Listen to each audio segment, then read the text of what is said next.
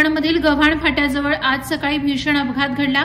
JSW company समोरील रोडवर उभा असलेला डंपर क्रमांक MH46BM 3025 ला मागून येणाऱ्या ओव्हरलोड डंपर क्रमांक MH46CU 5547 ने जोरदार धडक दिली।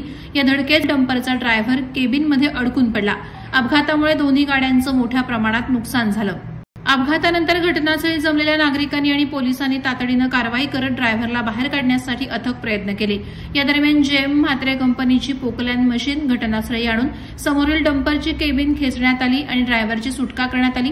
सुदैवाने या अपघातात कोणतीही जीवितहानी झाली नाही। हा अपघात फक्त RTO आणि संबंधित प्रशासनाच्या दुर्लक्षामुळे घडल्याचं नागरिकांचं म्हणणं आहे। ओव्हरलोड वाहतुकीमुळे रस्त्यांवर वारंवार अपघात होतात। गाड्यांच्या क्षमतेपेक्षा जास्त माल वाहून नेल्याने रस्त्यावर खडी किंवा इतर साहित्य पडतं, ज्यामुळे दुचाकीस्वारांसाठी देखील धोका निर्माण होतो।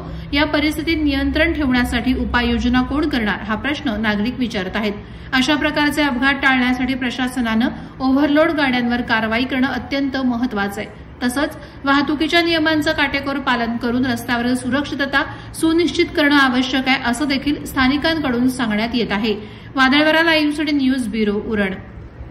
नवी मुंबई व रायगड जिल्ह्यातील ताज्या बातम्या आणि घडामोडींसाठी सबस्क्राईब करा वादळवारा लाईव्ह चॅनल आणि दाबा बेल आयकॉन।